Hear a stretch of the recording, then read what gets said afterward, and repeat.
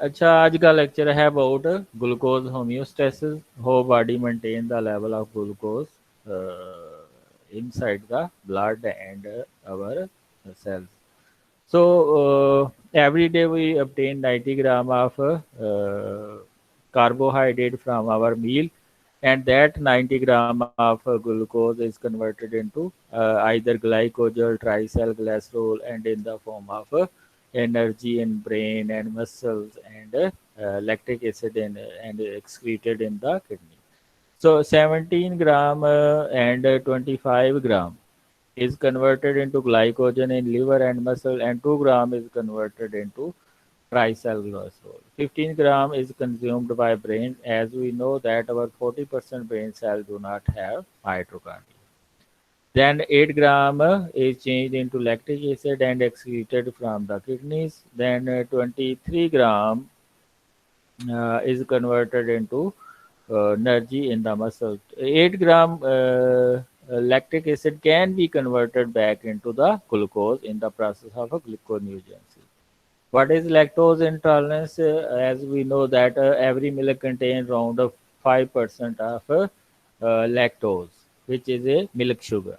So, if our small intestine does not produce any enzyme, then this disease of lactose intolerance will produce. Then this disease of lactose intolerance will produce. What happens if this lactose is not digested in small intestine? Then this lactose goes into the large intestine, and here the anaerobic fermentation causes the production of acids, gases, and which will cause the muscle bloating, diarrhea, and noise production in your stomach.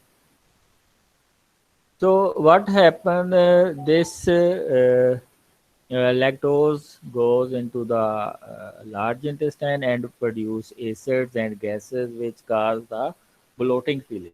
Mean your belly gets swelled due to the production of gases, and the pH of your stomach decrease. अगर pH decrease हो जाएगी, your abdominal जो वाल है वो discomfort feel करेगी, diarrhoeal feeling आएंगी, ठीक है, और बॉडी जो है वो मूवमेंट करने की कोशिश करेगी। तो डायरियल सिम्टम्स आती हैं कि इसमें लैक्टोज इंटॉलरेंस में।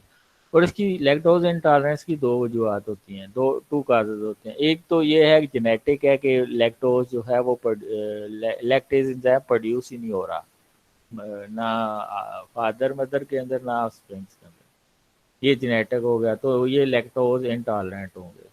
दूसरी रीज़न होती है कि जो आपके स्मॉल इंटेस्टाइन के सेल्स हैं वो डैमेज हो गए हैं किसी डिजीज़ की वजह से, या गैस्ट्राइटिस वगैरह या दूसरी किसी कंडीशन की वजह से। तो इसका हल है कि आप 15 टू 20 डेज तक मिल्क प्रोडक्ट छोड़ेंगे तो आपको रिलीफ मिल जाएगा।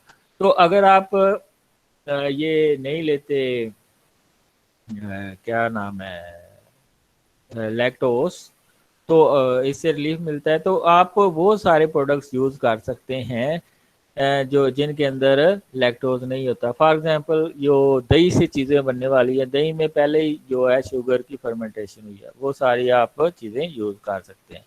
What is glucose homeostasis? Maintaining an even balance of glucose is controlled by two hormone, insulin and glucagon. They are known as antagonistic hormone. क्या होता है जब ग्लूकोज का लेवल ज़्यादा होता है तो इंसुलिन ग्लूकोज को ग्लाइकोजन में कन्वर्ट कर देती है और ब्लड से मूव करती है ग्लूकोज इनटू ग्लाइकोजन। जब ग्लूकोज का लेवल कम हो जाता है तो स्टोरेज रीजन में जो ग्लाइकोजन स्टोर होती है वो ब्रेक होती है in the presence of glucagon. ये आप देख सकते हैं, आपने हाई कार्बोहाइड्रेट मील ली है, तो जब खाई है तो वो स्मॉल इंटेस्टाइन से अब्जॉर्ब होगी और ग्लूकोज का लेवल बढ़ जाएगा। जब ग्लूकोज का लेवल बढ़ जाएगा तो आपके पेंक्रियाज के बीटा सेल जो हैं वो इंसुलिन प्रोड्यूस करेंगे। ये जो इंसुलिन है ये क्या करेगी, जो हाई लेवल ऑफ ग्लूकोज है इसको ग्लाइकोजन में कन्वर्ट करेगी और कुछ को मेटाबॉलिज्म में यूज़ करेगी, ठीक है, और कुछ को फैट के अंदर कन्वर्ट कर देगी। ठीक है। जब ये ग्लूकोज हमारी बॉडी यूज़ करती है तो उसका लेवल लो हो जाता है। जब लो लेवल हो जाता है तो एक और एंटागोनिस्टिक हार्मोन हमारे पैंक्रियाज प्रोड्यूस करते हैं जिसको ग्लूकागान कहते हैं। ग्लूकागान क्या कहते हैं, जो स्टोरेज रिजर्व होते हैं ग्लाइकोजन के, उसको ब्रेक करती है तो ग्लूकोज का दोबारा से लेवल राइज करता है और आपकी एनर्जी का होता है। इम्बैलेंस की अब आता है ग्लूकोज का जब डायबिटीज हो जाती है। तो डायबिटीज के दो रीजन होती हैं, एक तो इंसुलिन प्रोड्यूस ही नहीं हो रही, उसको डायबिटीज टाइप कहते हैं, और दूसरा इंसुलिन प्रोड्यूस हो रही है लेकिन वो इतनी इफेक्टिव नहीं है कि सारी ग्लूकोज को ग्लाइकोजन में कन्वर्ट कर दे, सारी ग्लूकोज को ग्लाइकोजन में कन्वर्ट कर दे। तो ये इंसुलिन है। इंसुलिन ना होने की वजह से क्या होगा कि ग्लूकोज का लेवल रेज हो जाएगा, ये इम्बैलेंस फॉर्म है। या हाइपोग्लाइसीमिया हो जाएगा, या अब आपकी इंसुलिन हाइपर एक्टिव होगी तो ग्लूकोज का लेवल कम हो जाएगा, इसको ये भी एक कंडीशन है। ठीक है। तो फिर आप डाइट की एडजस्टमेंट करते हैं, कार्बोहाइड्रेट वाली डाइट कम लेते हैं, और अगर लेवल कम हो रहा है तो कार्बोहाइड्रेट ज़्यादा ले रहे हैं। ठीक है। तो ये है कि हम किस तरह बैलेंस कर सकते हैं। स्टार्च और फाइबर वाली डाइट से क्या होगा, डायबिटीज टाइप, फाइबर वाली डाइट से हम डायबिटीज टाइप 2 को रोकते हैं, और अगर आपके ग्लूकोज का लेवल कम हो रहा है तो फिर हम स्टार्च ज़्यादा देते हैं। आर्टिफिशियल जिनको डायबिटीज़ होती है तो उनको हम आर्टिफिशियल स्वीटनर दे के भी जो है ग्लूकोज के लेवल को मेंटेन करते हैं। वो कौन कौन से आर्टिफिशियल स्वीटनर हैं, ये माइनो एसिड के बने होते हैं, साथ में एंड के ऊपर एक एसिड लगा होता है। ये सैकरिन है, स्पार्टिम है, ये ज़्यादा यूज़ होता है स्पार्टिम।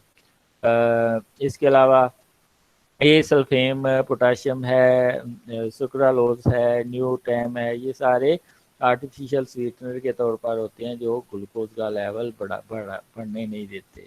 ठीक है।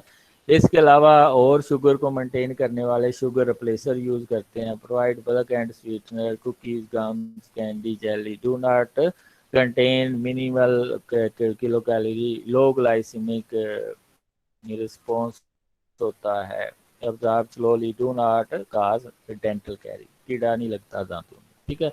तो अगर शुगर अल्कोहल यूज़ करते हैं तो उससे कीड़ा भी नहीं लगता और ग्लूकोज का लेवल भी हाई नहीं होता। तो ये है आपके बॉडी किस तरह ग्लूकोज की मेंटेनेंस होती है। जब ग्लूकोज का लेवल हाई होता है तो इंसुलिन ग्लूकोज को मेंटेन करती है, लो होता है फिर ग्लूकागॉन लेवल जो नॉर्मल होता है 60 to 110 मिलीग्राम स्टार्विंग कंडीशन में उसको मेंटेन करने की कोशिश करती है। तो ये है ग्लूकोज की होम्योस्टेसिस। तो इसमें से अगर कोई क्वेश्चन है तो पूछ